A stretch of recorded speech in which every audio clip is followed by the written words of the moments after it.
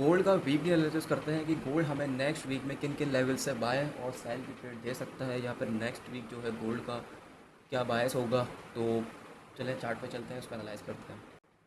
अच्छा, तो गोल्ड जो है नेक्स्ट वीक में अगर हम देखें ना, तो हमें यहाँ से ऊपर से एक ट्रेंड लाइन दिख रही है गोल्ड में।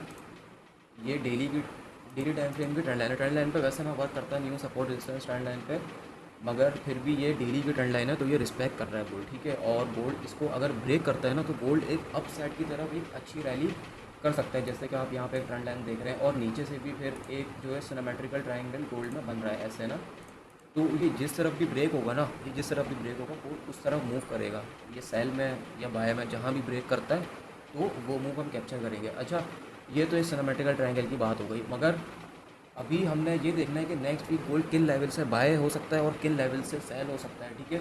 अब हम ये देखते हैं कि ये तो एक ट्रेंड लाइन बन रही है चार्ट के ऊपर, ठीक है ना, मगर यहाँ पे जो है ना मुझे एक सेल का ऑर्डर ब्लॉक दिख रहा है जो गोल्ड ने वर्क नहीं किया है। ये वाला जो ऑर्डर ब्लॉक है ना सेल का, ये बहुत एक अच्छा ऑर्डर ब्लॉक है सेल का। यहाँ से गोल्ड अच्छा खासा सेल हो सकता है, ठीक है। उसके लिए अगर ये गोल्ड यहाँ पे अगर आप देखें ना कि ट्रेंड लाइन जो बन रही है, तो गोल्ड अगर इस ट्रेंड लाइन का ब्रेकआउट भी करता है ना, अगर ब्रेकआउट करके इसको रीटेस्ट करके इधर ऑर्डर ब्लॉक पे भी जाता है, तो हमें यहाँ से एक अच्छी सेल, एक अच्छा रिवर्सल गोल्ड में देखने को मिल सकता है। क्यों? क्योंकि गोल्ड ने इधर अपना स्ट्रक्चर भी शिफ्ट कर दिया था, ठीक है। इधर गोल्ड अपना स्ट्रक्चर भी शिफ्ट कर चुका है, और यहाँ पे भी।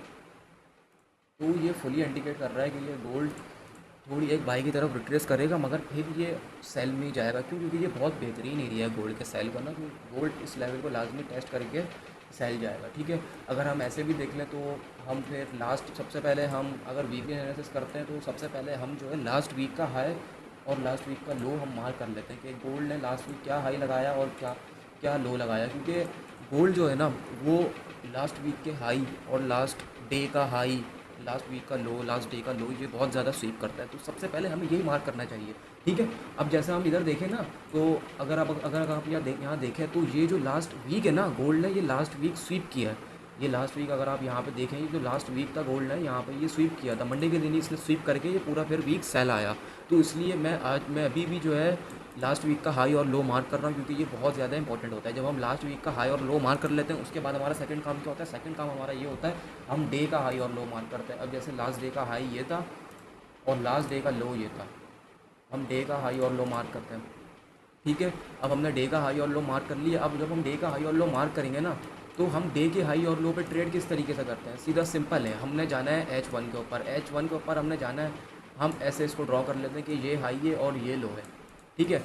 अब जो है, अब ये हाई और लो है, जब भी मार्केट इस हाई को स्वीप करे ना, इस हाई को स्वीप करके अंदर इन्वर्स कैंडल क्लोजिंग दे, M15 की दे दे या M5 की दे दे, तो उसके ऊपर हम अपनी ट्रेड एग्जीक्यूट करेंगे। जब वो इन्वर्स कैंडल क्लोजिंग देता है ना, तो जो लास्ट कैंडल होती है ना, उसके ऊपर हमारा जो हाई होता है वो हमारा SL होता है, और नीचे सेल का हम इसको टारगेट करते हैं, ठीक है।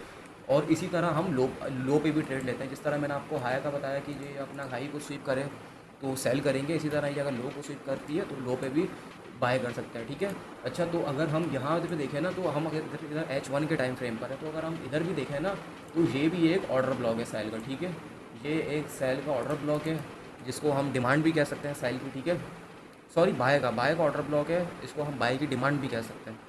गोल्ड इस लेवल पे आकर एक अच्छा रिवर्सल हमें दिखा सकता है बाय साइड की तरफ, या फिर वो ऐसा कर सकता है, ये जो लो है वीक का, इस लो को स्वीप करके हमें एक बाय साइड की तरफ अच्छी रैली मिल सकती है। मुझे ऐसा लग रहा है कि ये वीक जो है ना गोल्ड का थोड़ा जो है पॉजिटिव रहेगा, गोल्ड इसमें थोड़ा अपसाइड मूव कर सकता है। क्यों? क्योंकि जो इससे जो लास्ट वीक था ना, गोल्ड ने उसकी इसमें जो है लिक्विडिटी स्वीप कर ली थी लास्ट वीक की। देखिए, अगर आप यहाँ पे अगर आप देखें ना, तो गोल्ड ने पहले लास्ट वीक में बाई की लिक्विडिटी स्वीप की, फिर हाई की इस तरफ, इधर इस पहले, फिर इस वीक की लिक्विडिटी स्वीप की। तो ये है कि गोल्ड जो है वीक की लिक्विडिटी स्वीप कर रहा है, तो मुझे ऐसा लग रहा है कि गोल्ड नेक्स्ट वीक जो है वो इस लो की लिक्विडिटी स्वीप करके बाय जा सकता है, ठीक है।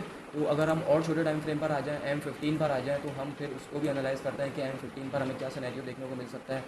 M15 पे तो कोई इतना ख़ास सिनेरियो है नहीं, यही है कि अगर ये डे स्वीप करता है, जो मैंने ये हाई मार्क किया है, ये अगर ये हाई स्वीप करता है तो यहाँ से हमें एक अच्छी सेल देखने को मिल सकती है।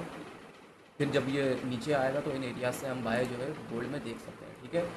और M5 पे भी कोई इतनी ख़ास फिलहाल सिचुएशन है नहीं। तो गोल्ड का तो वीकली एनालिसिस फ़िलहाल अभी यही है।